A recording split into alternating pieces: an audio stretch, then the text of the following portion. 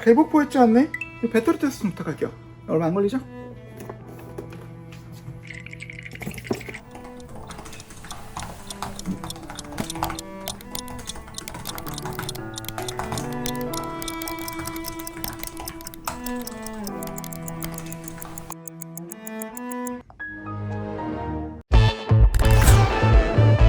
안녕하세요, 메이트입니다. 요새 바이오로드 AI 시대죠. 폰은 물론이고 냉장고나 세탁기도 인공지능이 달려나온 세상입니다. 당연히 PC와 노트북 시장도 가만히 있을 순 없겠죠. AI 시대에 걸맞는 새로운 방식의 칩과 기능으로 무장 컴퓨터 개념이 등장하고 있고, 이에 맞춰 삼성전자에서도 AI PC라 불리는 갤럭시 북4 엣지를 선보였습니다. 근데 굳이 이런 이야기 안 하더라도 이 노트북 공식 배터리 지속 시간이 무려 22시간이거든요. 그래서 오늘은 삼성의 AI PC인 갤럭시 북4 엣지의 정체가 뭔지, 성능은 어떤지, 새로운 기능은 무엇이 있는지 등등을 싹 리뷰하는 시간을 갖도록 하겠습니다.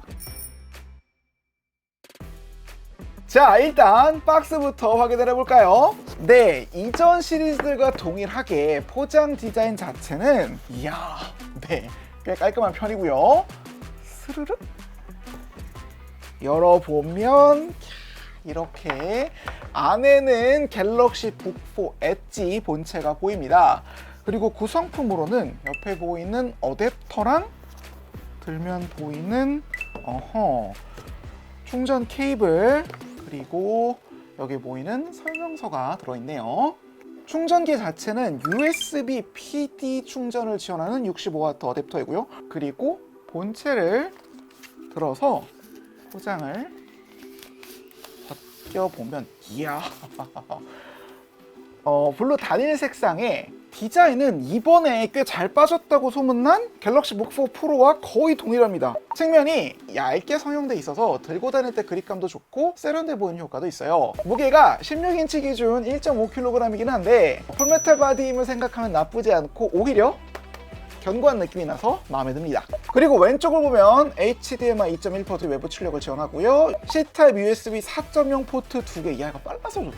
오른쪽엔 마이크로 SD 카드 슬롯과 USB 3.2 A 타입 포트, 그리고 3.5mm 이어폰 단자가 있습니다. 하단을 보면 양쪽에 스피커 그릴과 가운데 보면 거대한 배기구가 위치했거든요. 이게 어떤 구조일지 좀 궁금한데 요거는 직접 이따가 뒷판을 열어서 보여드릴게요. 이제 덮개를 열어보면 디스플레이가 먼저 보이는데 120Hz까지 지원하는 반사방지 처리 3K 다이내믹 아몰레드 2X 디스플레이에 터치 기능을 지원한다고 합니다. 이제 하단부로 넘어가면 진짜 거대한 터치패드와 10키가 포함된 키보드가 보이는데요. 16인치 모델은 이렇게 숫자 키패드가 우측에 같이 있습니다. 여기까진 되게 평범한 노트북 같기는 한데, 근데 또 여기 보시면은 기존 노트북에서 못 보던 버튼이 하나 있죠.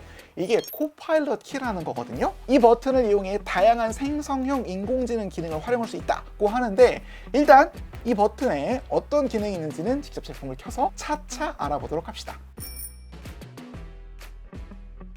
네, 부팅을 완료하고 작업관리자를 켜보면 램 같은 경우에는 16GB, 메모리 같은 경우에는 512GB 정도로 평범하다면 평범한 노트북처럼 보이지만, CPU 정보를 보면 이 갤럭시 북4 엣지와 기존 노트북과의 차이를 바로 확인할 수 있습니다. 이 노트북에는 보통의 노트북에 사용되는 X86 기반의 칩과는 다른 ARM 기반의 퀄컴 스냅드래곤 X 엘리트 칩이 장착되어 있습니다. 특히 이 노트북은 아니지만 갤럭시 북4 엣지 모델 중에서는 스냅드래곤 X 엘리트 라인업 중 최상급 칩이 탑재된 모델도 존재하는데요. 해당 칩이 장착된 노트북은 현재 이 갤럭시 북4 엣지가 유일하답니다. 자, 그럼 이 칩을 달면 뭐가 좋냐? 스펙시트에서도 보이듯 전력 소모가 기존 노트북 대비 혁신적으로 적습니다. 이 노트북에 장착된 칩은 전통적인 컴퓨터용 CPU와는 다른 쉽게 말해 폰이나 태블릿과 유사한 구조를 가지고 있는데요. 폰이나 태블릿의 경우 일반적인 PC 노트북보다 전력 소모가 좋아서 훨씬 더 배터리가 오래 가잖아요. 마찬가지로 같은 구조의 칩이 장착된 이 제품 역시 배터리가 기존 노트북 대비 훨씬 오래 갑니다. 특히 스펙시트상의 배터리 결과값이 실제 사용 체감과 다른 경우가 많아서 저희는 일부러 최대한 가혹한 환경에서 배터리 테스트를 진행했었는데요. 그럼에도 불구하고 수치가 진짜 장난이 아니죠. 정말 재밌는 게 여기 들어간 배터리 용량이 고작 61.8W시로 다른 노트북에 들어간 배터리 대비 10에서 20%는 적은데도 이런 결과가 나온 겁니다. 애당초 전력 소모량 자체가 다른 X86 노트북과는 비교할 수 없이 적기 때문에 배터리 때문에 고통받을 일은 거의 없을 것이다 라고 말할 수 있을 것 같습니다. 자, 그럼 이 칩을 쓰는 게 단순히 배터리 성능을 좋게 하기 위함이냐? 당연히 아닙니다. 갤럭시 북4 엣지의 광고 문구가 최초의 AI PC잖아요. 따라서 이 PC에는 현재 스냅드래곤 X 엘리트 칩이 탑재된 기기에서만 가능한 꽤 흥미로운 AI 관련 신기능들이 탑재되어 있습니다. 대표적인 게 바로 리콜 기능이에요. 이게 도대체 뭐냐? 리콜은 PC에서 수행하는 모든 작업을 스크린샷으로 저장하는 기능이에요. 우리는 아주 가끔씩 아까 그 파일 어디에서 봤더라? 그 웹페이지에서 봤던 그 이미지가 그 뭐였더라? 이런 걸 까먹잖아요. 리콜은 이럴 때 문자 그대로 그 당시를 기억해주는 기능입니다. 특히 리콜은 화면을 일정 주기로 캡처해서 저장한 후에 OCR을 통해서 화면에 어떤 텍스트가 있는지를 기억하기 때문에 사용자가 관련 내용을 검색할 때 이미지 안에 있는 텍스트 내용까지 전부 검색할 수 있죠. 이 리콜은 컴퓨터의 과거를 통째로 백업해주기 때문에 활용도가 거의 무궁무진하다 할 수 있습니다. 내가 파일을 어딘가에 저장해 뒀는데 그게 어디였는지 헷갈릴 때, 저장하지 않고 날려버린 PPT의 제목 텍스트가 뭔지 기억이 나지 않을 때, 지워버린 엑셀 파일 속 데이터의 내용을 반드시 알아야 할 때 등 컴퓨터의 과거 데이터를 모조리 몰아넣고 이걸 간단한 검색을 통해 언제든지 회상, 즉 리콜해버릴 수 있으니까요. 다만 해당 기능은 윈도우즈 인사이더 프로그램 참가형 프리뷰 버전으로만 제공되다 모든 사용자가 사용할 수 있게 업데이트될 예정이라니 이 점은 참고하시면 편 좋겠죠. 여튼 이외에도 이 칩이 탑재된 PC에서만 활용할 수 있는 AI 관련 신기능을 살펴보자면 바로 라이브 캡션 기능이라는 게 있습니다. 이게 뭐냐? 화상회의 같은데 외국인과 대화할 때 혹은 외국인의 말을 들을 때 대화가 번역된 자막의 형태로 제공되는 기술이에요. 지금 보시다시피 영상 속의 인물은 일본어를 하는데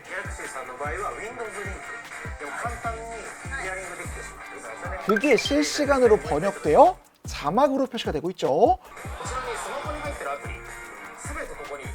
다만 이게 아직까지는 영어로의 번역만 가능하고 한국어로 번역하는 거는 추후 지원 예정이라고 합니다. 다른 언어를 영어로 바꿔주는 기능 자체도 생각해보면 되게 유용하게, 솔직히 프랑스어보단 영어가 알아보기 쉽잖아요. 봉주르보다는 헬로우가 더 편한 것처럼 그나마 알아보기 수월한 언어인 영어로 번역되는 게 생각보다 꽤 유용했습니다. 게다가 역사와 전통이 살아있는 그림판에도 꽤 흥미로운 기능이 추가됐는데요. 바로 코크리에이터라는 기능입니다. 그림판에 간단하게 그림을 그린 후 어떤 그림을 그리려고 했는지 이렇게 명령어를 입력하면 짠! 어때요? 신기하죠? 파워포인트나 워드에 들어갈 간단한 이미지가 필요할 때 잘 사용할 수 있을 것 같습니다. 그리고 이것도 되게 괜찮은데 바로 윈도우즈 스튜디오 이펙트라는 기능이에요. 화상회의를 하다 보면 내 방이 다 보일까 되게 신경 쓰이잖아요. 이때 다양한 효과를 줘서 주변 배경을 흐리게 하거나 여러분의 얼굴을 다양하게 꾸며주는 기능들을 바로 이 갤럭시 북4 엣지와 같은 스냅드래곤 X 엘리트 칩 탑재 PC에서만 현재 제공한다 합니다. 여기서 궁금증이 생기죠? 아니, 리콜, 라이브 캡션, 윈도우즈 스튜디오 이펙트 기능들 전부 꽤나 괜찮아 보이는데 왜 기존 윈도우 PC에서는 구현을 안 해주는지, 지금으로선 왜 스냅드래곤 X 엘리트 칩이 장착된 PC에서만 사용 가능한지 말이에요. 자, 여기서 등장하는 게 마이크로소프트가 제시한 코파일럿 플러스 PC란 개념입니다. 코파일럿 플러스 PC는 앞서 설명한 생성형 AI 관련 기능들을 제공하는데 특화된 PC 브랜드예요. 마이크로소프트 측에선 이런 생성형 AI 기능을 제대로 구현하기 위해 AI 연산에 특화된 전용 가속기, 즉 고성능의 NPU가 달린 칩이 있어야만 코파일럿 플러스 PC란 이름을 달 수 있다. 못 박아둔 상태예요. 이 NPU 칩 없이 CPU나 GPU로 분류됐다간 전력 효율이 심각하게 떨어지기 때문에 40톱스 이상의 고성능 NPU가 탑재된 칩을 장착하고도 아주 긴 배터리 작동 시간을 보장해야만 이 코파일럿 플러스 PC 딱지를 붙여주겠다는 거죠. 갤럭시 북4 엣지에 탑재된 스냅드래곤 X 엘리트 칩은 무려 45톱스에 달하는 강력한 NPU가 탑재되어 있는 데다 배터리 지속 시간도 길기 때문에 코파일럿 플러스 PC 경험을 제공할 수 있는 현존 유일의 칩입니다. 특히 이 칩이 장착된 노트북의 경우 앞서 설명한 대부분의 AI 기능을 온 디바이스 상태로 구현하기 때문에 인터넷 연결을 구애받지 않고 편리하고 빠르게 AI 기능을 활용하게 만든다는 장점도 가지고 있죠. 자, 그렇다면 여기서 궁금해지죠. 기능이 좋은 거 알겠는데 이 기능들을 돌릴 성능은 어느 정도인지 말이죠. 확인을 위해 벤치마크 테스트를 진행해봤습니다. 결과를 말씀드리자면 긱벤치 점수는 대략 이 정도, 시네벤치 점수는 대략 이 정도가 나오거든요. 또한 저희가 받은 이 노트북에 달린 칩은 X1E 80100 모델로 최상위 모델에 탑재된 칩의 경우 이보다 더 높은 성능이 나올 것으로 예상됩니다. 특히 이 지점과 관련해 제가 좀 놀란 게 이 PC의 호환성 부분이었습니다. 전통적인 PC 프로그램들은 X86을 기반으로 작성됐기 때문에 ARM 기반 칩에서는 호환성 문제가 발생한다고 알려져 있거든요. 근데 이번에는 마이크로소프트가 ARM 칩에서 X86 프로그램을 돌릴 수 있게 해주는 새로운 에뮬레이터 프리즘을 개발한 덕분에 기본 앱과 에뮬레이터 상에서만 돌아가는 X86 전용 앱 모두 꽤 원활하게 사용이 가능합니다. 저희가 실제로 호환성이 얼마나 되는지 확인을 해봤는데 일단 한컴 오피스 보시다시피 깨짐없이 잘 열리고 작성과 수정도 오류 없이 작동합니다. 줌은 애당초 암용 버전이 나와 있고요. 그리고 가장 재밌는 게 프리미어인데 이걸 보면은 아직 호환되는 게 없다면서 나 인텔 버전을 깔 거야 이렇게 안내창이 뜨거든요. 근데 그렇게 설치한 프리미어 프로로도 보이세요?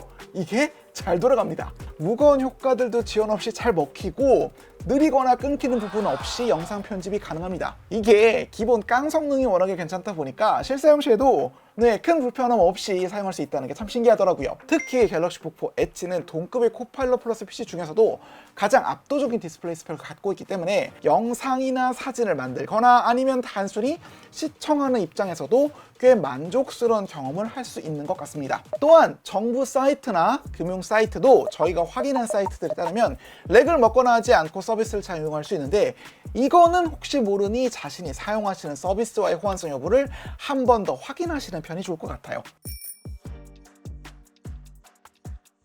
그리고 저희가 호환성 확인을 위해 이런저런 작업을 돌리는 과정에서도 소음이나 발열이 느껴지지 않는다는 점도 좋았습니다. 사실 저희가 소음 측정하려고 팬 돌아가길 기다렸는데 팬이 안 돌아가고 한참을 기다려야 가끔씩 소리가 났기 때문에 사실 여기에 보이는 이 소음 수치조차 실사용 시에는 거의 느끼기 힘들지 않을까 생각해 봅니다. 발열 역시 상당히 억제된 편이라 표면 온도 기준 균형 모드 시 40에서 41도가량, 최고의 성능 모드 시에도 45도를 넘지 않는 모습을 보여줬습니다.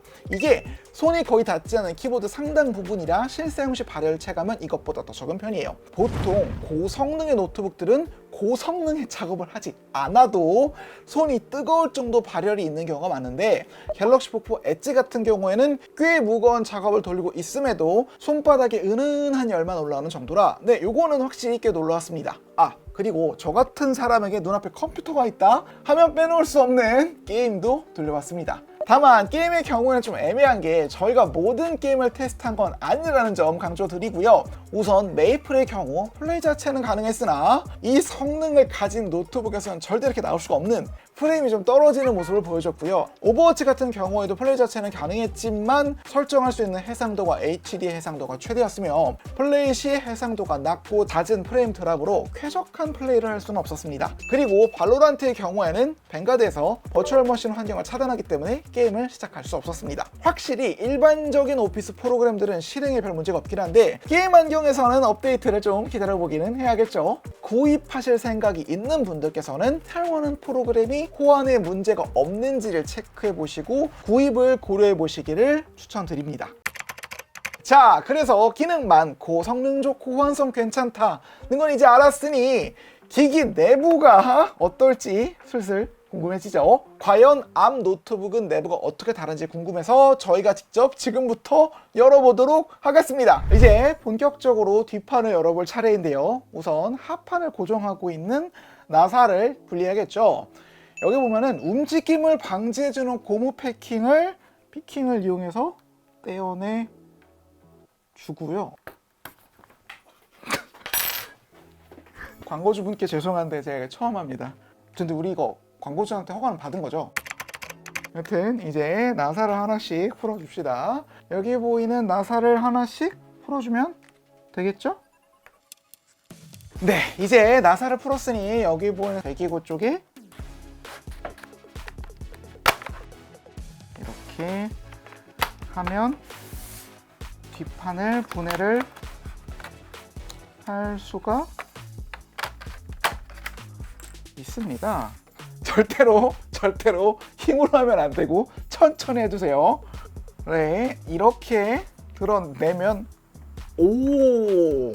네, 거대한 배터리와 함께 펜 2개가 보이고요. 아마 여기 밑에 히트싱크랑 스냅드래곤 칩이랑 램이랑 SSD 같은 부품들이 있을 것으로 보입니다.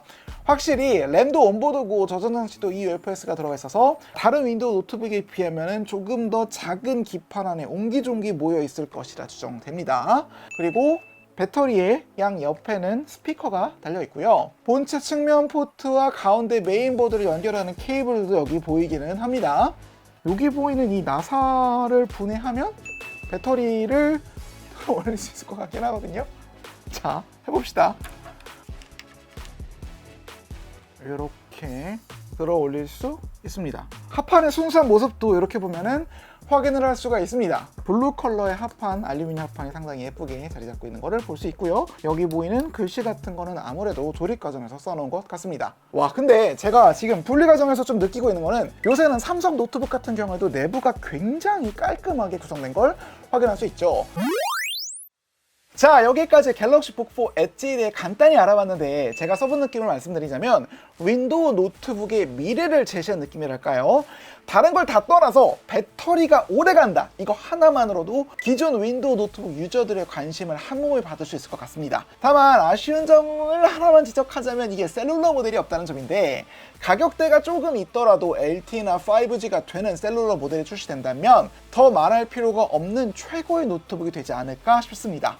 여기까지 삼성전자 최초의 AI PC 갤럭시 북 4 엣지에 대해 살펴봤는데요. 여러분은 어떻게 보셨나요? 여러분의 느낌을 댓글로 남겨주세요.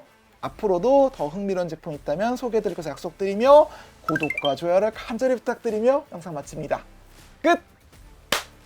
네, 암 노트북 치고는 진짜 엄청 발전했습니다. 여러분이 생각하는 것보다 이 정도면 야, 진짜 환골탈태했다, 이게 느껴집니다.